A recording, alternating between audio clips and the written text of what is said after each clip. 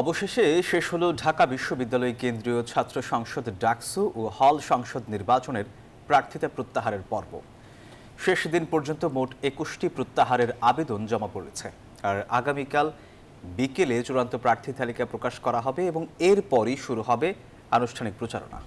এদিকে চূড়ান্ত তালিকা প্রকাশের আগে আচরণবিধি লঙ্ঘনের পাল্টাপাল্টি অভিযোগে উত্তপ্ত হয়ে উঠেছে ক্যাম্পাস। প্রার্থীদের অনানুষ্ঠানিক প্রচারণায় সরগরম পুরো বিশ্ববিদ্যালয় এলাকা। তবে কেবল সাফাই দিয়ে ক্ষান্ত নির্বাচন কমিশন।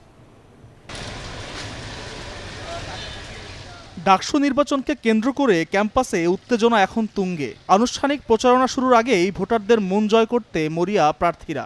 অনেকেই মানছেন না নির্বাচনী আচরণবিধিও।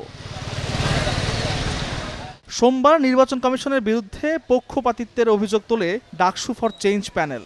ভিপি প্রার্থী বিনিয়ামিন মোল্লা বলেন, কিছু প্রভাবশালী ছাত্র সংগঠন আচরণবিধি লঙ্ঘন করলেও কোনো ব্যবস্থা নিচ্ছে না কমিশন।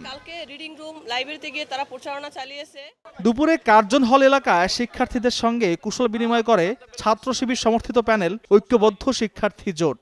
এ সময় ক্যাম্পাসে ট্যাগিংয়ের রাজনীতি বন্ধের আহ্বান জানায় তারা। নারী যারা আছে তাদের বিভিন্ন সাইবার বুলিং, তাদের নিরাপত্তা সংকটভুক্ত হয়।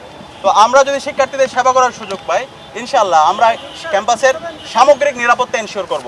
অন্যদিকে স্বতন্ত্র প্রার্থী উমামা ফাতেমা নিয়ম ভঙ্গ করে রোকেয়া হলে অবস্থান করা ঘটনায় ক্ষমা চেয়ে হল প্রভোস্টের কাছে চিঠি দিয়েছেন।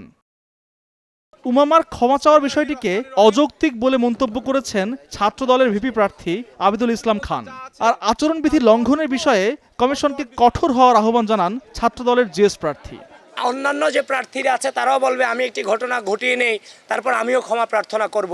এভাবে তো আসলে আচরণবিধি লঙ্ঘন করাটা কোনোভাবেই আইনের সাথে যায় না। ইউনিটি টু রিবিল্ড প্যানেলের সমাজসেবা সম্পাদক প্রার্থী সীমা আক্তার সাইবার হয়রানির শিকার হয়েছেন বলে লিখিত অভিযোগ করেছেন। মনে হয় যে আমাকে ইচ্ছে করে টার্গেট করা হচ্ছে এবং অনলাইনে বুলিং করা হচ্ছে। এদিকে প্রার্থিতা প্রত্যাহারের শেষ দিন পর্যন্ত ২১ জন প্রার্থী তাদের মনোনয়ন প্রত্যাহার করেছেন।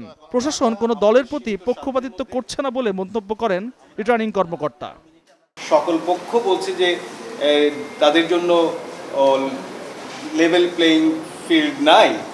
সেটা উল্টো কথাটা হচ্ছে যে আসলে তাহলে হয়তো ঠিকই আছে, কারণ যখন সকল পক্ষগুলোই অভিযোগটা করছে তাহলে কারোর জন্য যে পক্ষপাতিত্ব নেই সেটা প্রমাণ করে।